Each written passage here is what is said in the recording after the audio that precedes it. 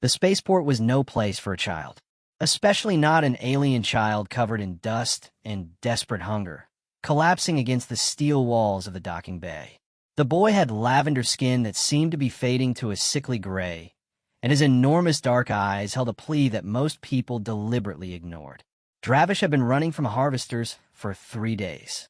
His colony ship had crashed on an asteroid, and the harvesters, illegal traders who saw aliens as nothing more than commodities, had destroyed everything. He was alone. He was starving, and no one in the port cared. A vendor had kicked him away from her food stall. A security officer had shoved him into an alley. A group of dock workers had laughed as he stumbled past them, too weak to move quickly. Nobody wanted an alien street child cluttering up their commercial space. By sunset, Dravish could barely stand. He was leaning against a repair shop wall when a man found him.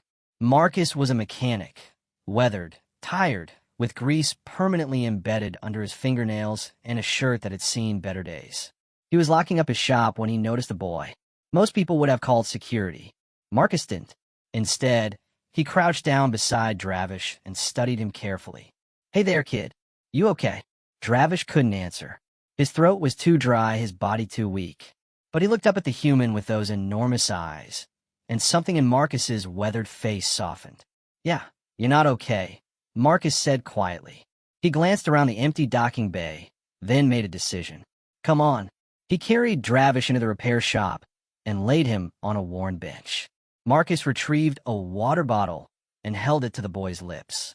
Dravish drank desperately, coughing and sputtering, but the water was life itself. Then Marcus did something that would change everything. He went to his lunch cooler, the lunch cooler he'd brought for himself, containing his last meal before payday.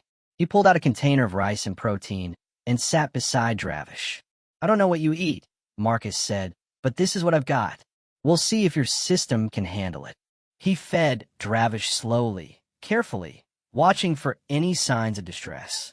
The alien boy ate like someone who hadn't consumed food in days, because he hadn't. Between bites, tears streamed down his face.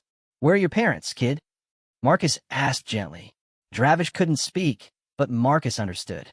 He had seen that look before, in the eyes of humans who had lost everything. He wrapped the boy in a thermal blanket and let him sleep on the bench while he worked late into the night, finishing repairs on a docking shuttle. By morning, Dravish had recovered enough to speak in halting, melodic English. He told Marcus everything. The colony, the harvesters, the crash. Marcus listened without judgment, simply working while the boy talked, occasionally offering more water or food. "What happens to you now?" Marcus finally asked. "I do not know," Dravish said, his enormous eyes fixed on Marcus. "Everyone wants to hurt me or use me. You're the first person who saw me as person." Marcus was quiet for a long moment. Then he did something that violated a dozen port regulations. He filled out false paperwork, claiming Dravish as a refugee under his legal guardianship. He used his connections to get the boy into a youth shelter with proper medical care. He spent his limited free time helping Dravish learn to navigate this world that had shown him such cruelty. But most importantly, he showed Dravish something the boy had almost forgotten existed: kindness. 3 years later, Dravish stood beside Marcus in the repair shop, now an apprentice mechanic. His lavender skin had regained its vibrant color. His eyes held hope instead of despair. When new refugees arrived at the port, starving, desperate, unwanted, Dravish made sure they weren't turned away. He shared his meals with them. He told them about the human mechanic who had changed his life with nothing more than compassion and a lunchbox. "Why did you help me?" Dravish had asked Marcus once long ago. Marcus had smiled sadly. "Because everyone deserves to eat. Everyone deserves to be seen. And because I've learned that the smallest acts of kindness can save entire worlds." The harvesters were eventually caught and imprisoned. But their greatest loss wasn't their freedom.